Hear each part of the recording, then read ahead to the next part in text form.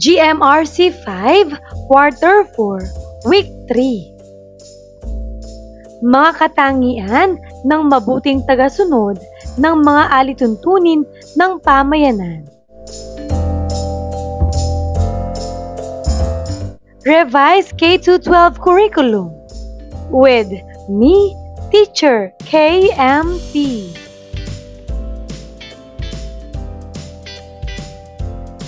Magandang araw mga bata! Ngayon ay pag-aaralan natin ang tungkol sa mga katangian ng mabuting tagasunod sa mga alituntunin ng pamayanan.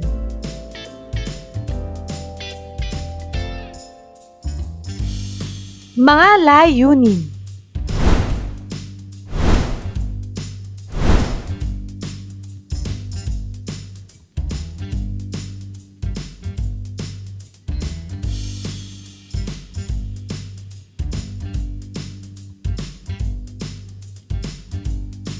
Unang araw. Maikling balik-aral.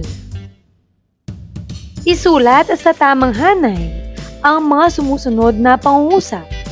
Suriin kung ito ay katangian ng mabuting kapitbahay o hindi.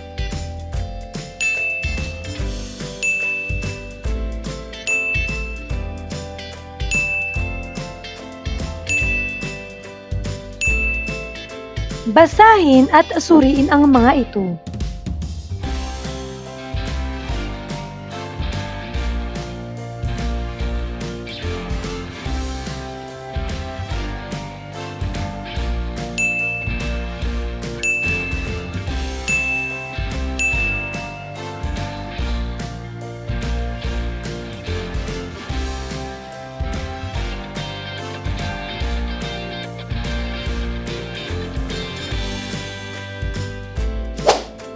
Gamitin ito sa iyong pagsagot.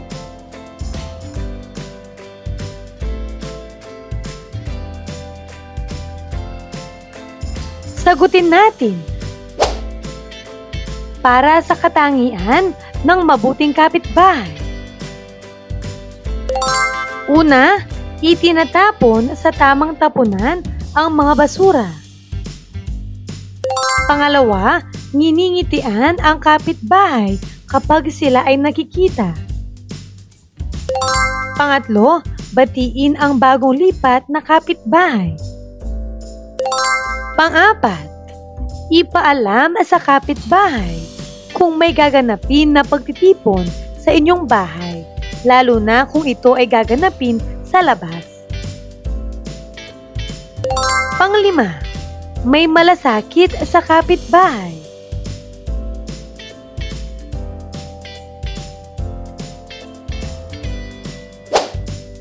Para naman sa katangian ng hindi mabuting kapitbahay. Una, ipinaparada ang sasakyan sa tapat ng gate ng kapitbahay nang hindi nagpapaalam. Pangalawa, huwag pansinin ang kapitbahay kahit sila ay may emergency. Pangatlo, kahit gabi na ay malakas pa rin ang tugtugan. Pang-apat, hayaan lang na tumahol ng tumahol ang iyong alagang aso kahit madaling araw pa lang.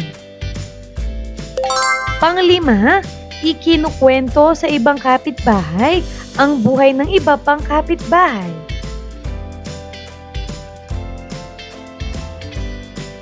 Paglinang sa kahalagahan sa pagkatuto sa aralin.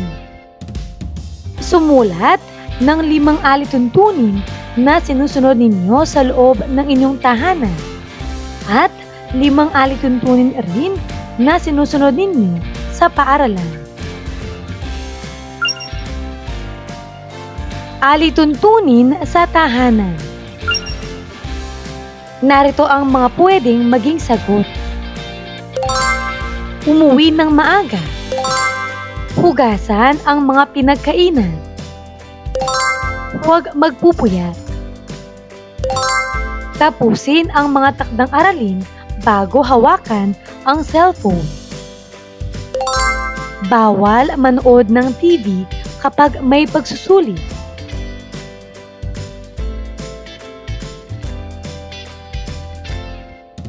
Narito naman ang mga alituntunin para sa paaralan. Huwag tayo ng tayo. Gumamit ng po at opo tuwing nakikipag-usap sa nakatatanda. Makinig sa nagsasalita. Itapon ang kalat sa tamang tapunan. Tahimik na gumawa ng mga gawain.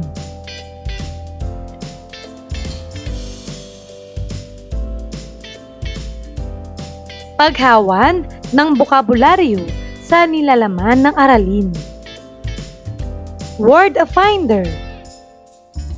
Panuto. Basahin ang mga pangungusap sa ibaba at piliin ang kahulugan nito sa kahon. Para sa unang bilang, mga panuntunan o batas na kailangan sundin upang magkaroon ng kaayusan ang isang lugar. Ano ang tamang sagot? Magaling. Alituntunin. Pangalawa, isa pang salita para sa alituntunin. Tama. Batas. Pangatlo, kalagayan o sitwasyon. Magaling. Kapakanan. Pang-apat, katahimikan o katiwasayan. Napakagaling. Kapayapaan. Panglima, kalapit bahay o katabing bahay. Tama. Kapitbahay. Pang-anim, tumutukoy sa mga taong naninirahan sa isang komunidad. Magaling. Mamamayan. Pang-pito, tumutupad sa mga utos o bilin. Tama. Masunurin. Pang-walo, isang unit na panlipunan na mas malaki sa tahanan o pamilya. Napakahusay. Pamayanan.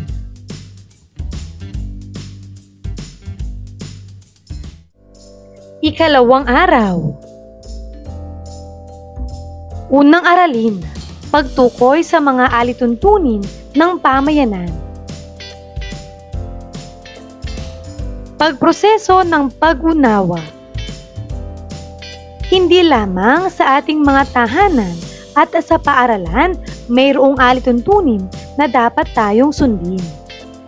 Gayon din sa ating pamayanan ay may mga alituntunin o batas na dapat sundin ng mga tao upang magkaroon ng kaayusan at kapayapaan. Narito ang ilan sa mga alituntunin sa pamayanan na dapat nating sundin.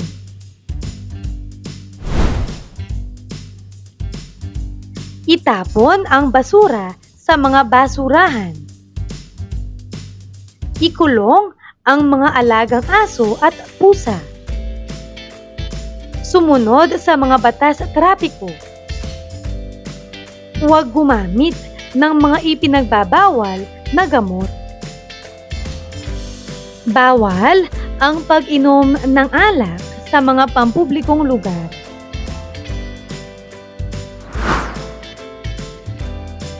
Bawal ang hindi maayos na pag-uugali gaya ng pag-ihi sa kalsada, paninigarilyo, pagkakalat at iba pa.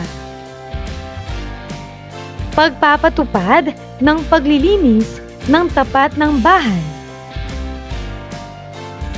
Bawal ang pagsusugal.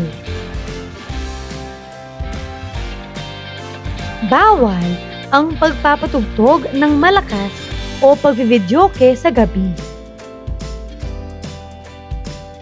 Bawal maglagi sa kalsada ang mga menor de edad.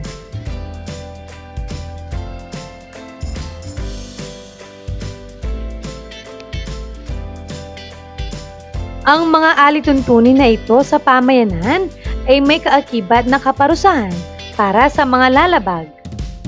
Kung ang lahat ng tao ay susunod sa mga alituntunin na ito, makakamit natin ang kaayusan at kapayapaan ng ating pamayanan.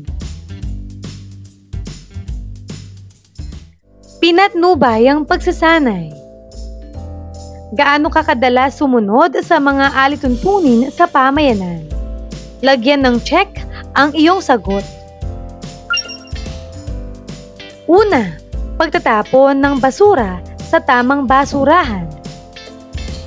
Palagi, madalas, bihira, o hindi kailanman mo ito ginagawa.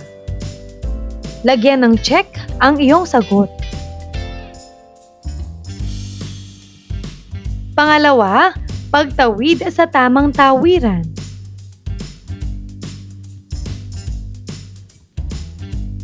Pangatlo, nakikiisa sa mga programa ng pamahalaan. Pang-apat, hindi nagkakalat sa kalsada.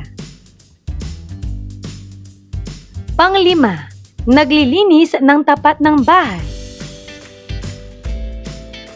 Pang-anim, hindi nagvivideoke o nagpapatugtog ng malakas kapag gabi na.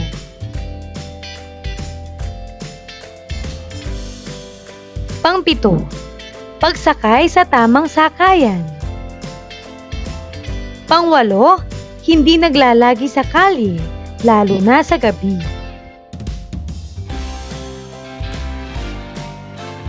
Pang-siyam, hindi naninigarilyo o umiinom ang mga magulang sa kalye. Pang-sampu, hindi nagsusugal ang mga magulang.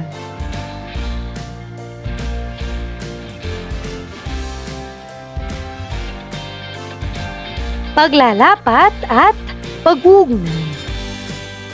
Buuin ang graphic organizer. Sumulat ng 4 na alituntunin na kayang-kaya mong sundin sa araw-araw.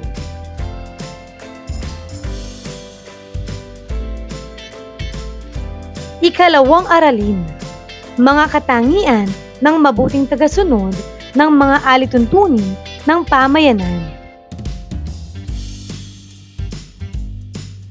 Pagprosesong pag-unawa. Kung mayroong mga alituntunin sa ating tahanan, paaralan at pamayanan, kinakailangan ng mga tao na sumunod sa mga ito. Kung ang lahat ng mga mamamayan sa isang pamayanan ay marunong sumunod sa mga alituntunin o batas, siguradong makakamit nila ang kaayusan at kapayapaan. Ano-ano nga ba ang katangian ng isang mabuting tagasunod ng mga alituntunin sa pamayanan? Una, dapat may respeto sa kanilang lider at mga kapwa tagasunod. Responsable sa kanyang mga ginagawang aksyon. May matalinong pagdedesisyon. Masunurin sa mga batas at sa mga namumuno sa pamayanan. Sumusuporta sa mga batas ng pamayanan na naglalayon ng kapayapaan at katahimikan.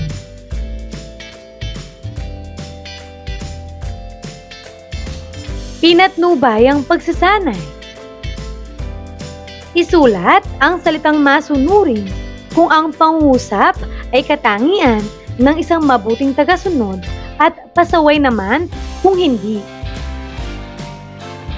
Una, sumusunod sa batas at sa mga namumuno sa pamayanan. Ano ang tamang sagot? Ito ay masunurin. Pangalawa, nagrereklamo kapag may alituntunin na dapat sundin. Ito ay pasaway. Pangatlo, sumusuporta sa mga batas ng pamayanan na naglalayon ng kapayapaan at katahimikan. Ito ay masunurin. Pang-apat, sumusunod lamang kapag may nagbabantay. Ito ay pasaway. Panglima, nirerespeto ang lider ng pamayanan paminsan-minsan. Ang tamang sagot ay pasaway.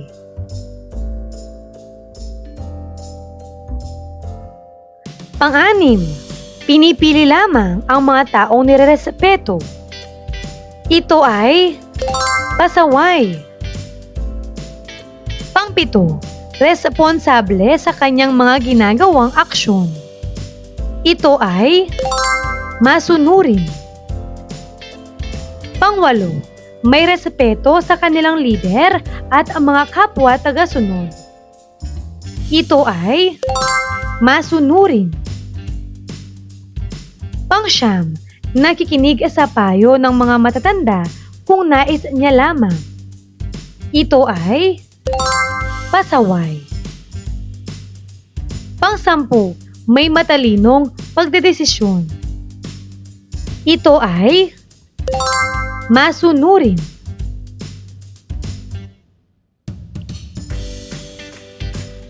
Paglalapat at pag-uugnay. Sumulat ng isang pangako na ikaw ay magiging isang mabuting tagasunod ng mga alituntunin sa pamayanan. Gawing gabay ang inyong nakikita.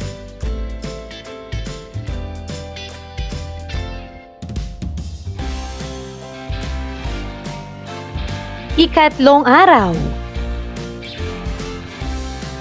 Ikatlong aralin. Mga kabutihang dulot ng masunuring pagsunod sa mga alituntunin ng pamayanan. Pagproseso ng pag-unawa. Bakit nga ba may batas o alituntunin ang isang pamayanan? Noong una pa lamang ay may mga batas ng sinusunod ang bawat pamayanan. Simple lamang ang mga batas noon at ito ay ginawa para sa kaligtasan ng mga tao. Sa panahon ngayon, ang batas ay gumagabay sa atin upang matiyak ang ating seguridad at masiguro na ang ating karapatan ay di abusuhin ng ibang tao. Ito ay gumagabay sa atin upang maging sibilisado tayong mamamayan. Upang malaman din natin kung ano ang pwede at hindi pwedeng gawin. Kung walang batas, kahit ano na lamang ay gagawin ng tao kahit ito pa ay makakasama sa kanyang kapwa. Ano ang naidudulot ng pagsunod sa mga alituntunin sa pamayanan? Una, nagkakaroon ng kaayusan at katahimikan o kapayapaan ang pamayanan. Nagiging malinis ang paligid. Maraming buhay ang maliligtas sa pagsunod sa mga batas at trapiko. Magiging responsable at disiplinadong mamamayan ang mga tao. Magkakaroon ng respeto at paggalang sa isa't isa at maiwasan din ang di pagkakaunawaan lalo na sa mga magkakapitbahay. Pinatnubay ang pagsasanay. Tignan ang mga larawan. Sumulat ng 1 hanggang 2 pangungusap tungkol dito. Para sa unang larawan, narito ang halimbawang sagot. Ang pagtatapon ng basura kahit saan ay magdudulot ng karumihan sa lugar. Pangalawang larawan. Narito ang pwedeng maging sagot. Basahin mo.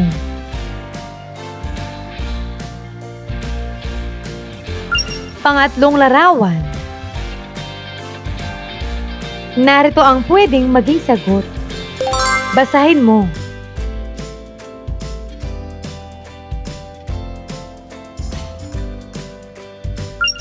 Pang-apat. Narito ang pwedeng maging sagot. Basahin mo.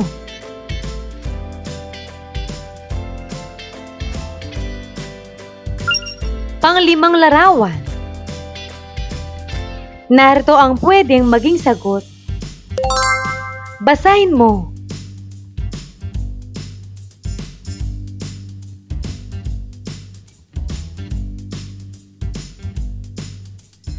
Paglalapat at pag-uugnay. Sumulat naman ng 5 kabutihang dulot ng pagsunod sa mga alituntunin sa pamayanan. Narito ang mga halimbawang sagot.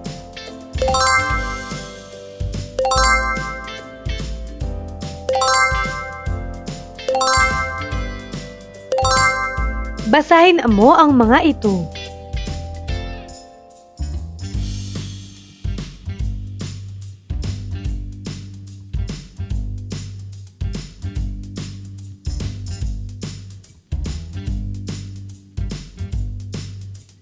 Ika-4 na araw. Pabaong pagkatuto. Lagyan ng check ang mga pangungusap na nagsasaad ng alituntunin. Tapat ko, linis ko. Pagtawid sa pedestrian lane. Pagbaba sa jeep kahit saan gusto. Pagtatapon ng basura sa tamang tapunan. Nagkakantahan sa videoke kapag gabi na dahil may okasyon pa. Ano-ano ang mga pangungusap na dapat lagyan ng check? Magaling. Tapat ko, linis ko. Pagtawid sa pedestrian lane. Pagtatapon ng basura sa tamang tapunan.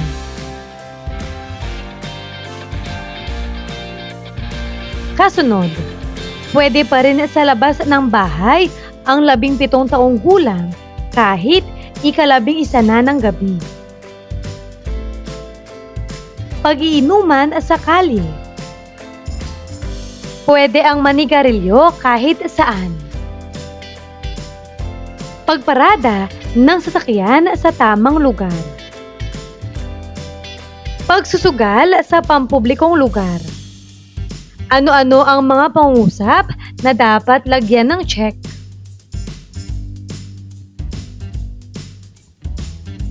Tama. Tanging ang pagparada ng sasakyan sa tamang lugar ang pwedeng lagyan ng check. Pagninilay sa pagkatuto. Sagutin ang mga sumusunod na katanungan. Una, ano ang dapat nating gawin sa mga alituntunin sa pamayanan? Magaling! Dapat nating sundin ang mga alituntunin sa pamayanan. Pangalawa, bakit dapat sundin ang mga ito? Tama! Ang pagsunod sa mga alituntunin sa pamayanan ay may kabutihang dulot. Magkakaroon ng kaayusan at kapayapaan ang ating pamayanan. Pangatlo, ano ang ugaling ipinakikita sa pagsunod sa mga alituntunin? Magaling! Ang pagiging masunurin.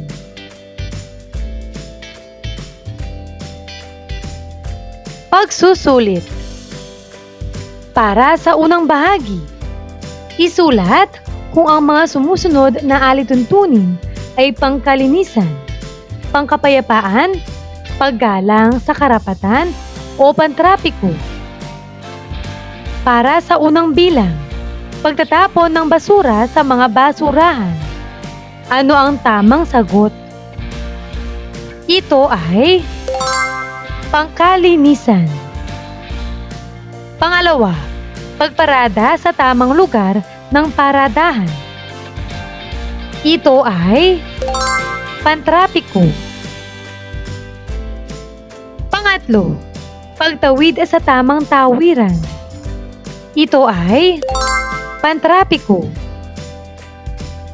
Pang-apat, hindi paggamit sa mga ipinagbabawal na gamot. Ito ay pangkapayapaan.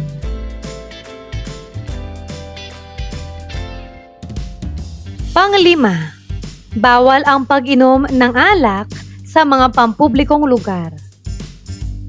Ang tamang sagot ay pangkapayapaan.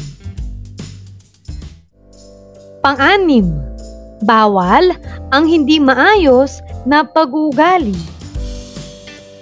Ito ay paggalang sa karapatan. Pang-pito, pagpapatupad ng paglilinis ng tapat ng bahay. Ang tamang sagot ay pangkalinisan.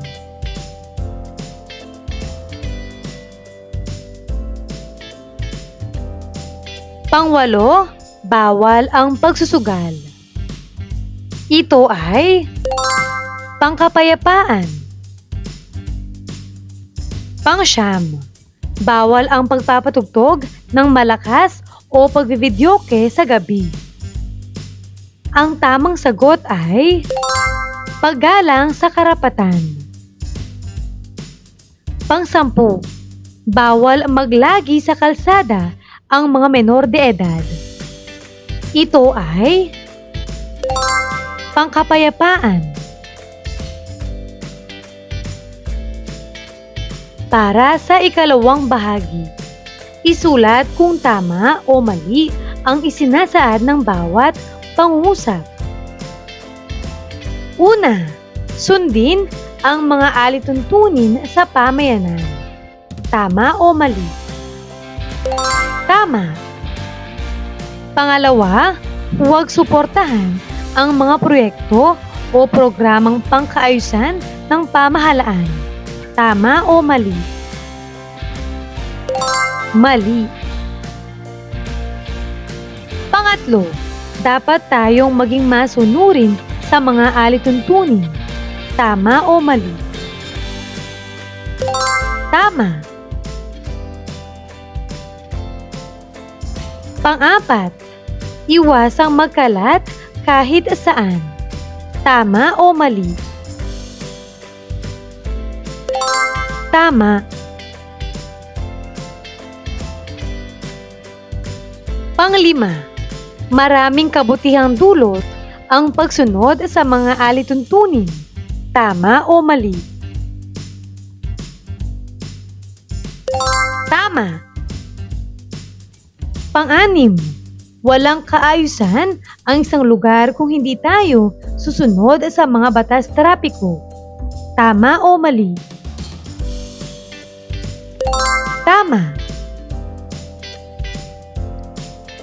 Pang-pito, ang pagsunod sa mga batas ay paggalang sa karapatan ng ibang tao. Tama o mali? Ito ay tama.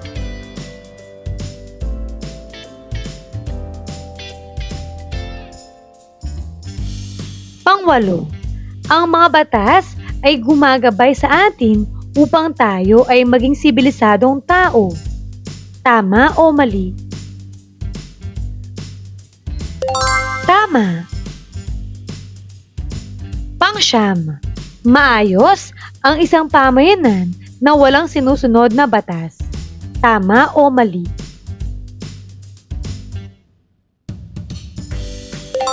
Mali. Pang-sampu, maiiwasan ang di pagkakaunawaan kung susunod tayo sa batas. Tama o mali? Ito ay tama.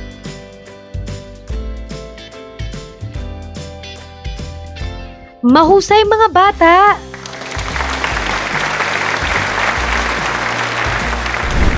Ano ang mga natutuhan mo sa araw na ito? Ngayong araw na ito, natutuhan ko ang tungkol sa pagtukoy sa mga alituntunin ng pamayanan. Mga katangian ng mabuting tagasunod ng mga alituntunin ng pamayanan. At ang mga kabutihang dulot ng masunuring pagsunod sa mga alituntunin ng pamayanan. Maraming salamat sa pakikinig mga bata. Sana'y may natutuhan kayo. Huwag mong kalimutan, pindutin ang like, share, at subscribe.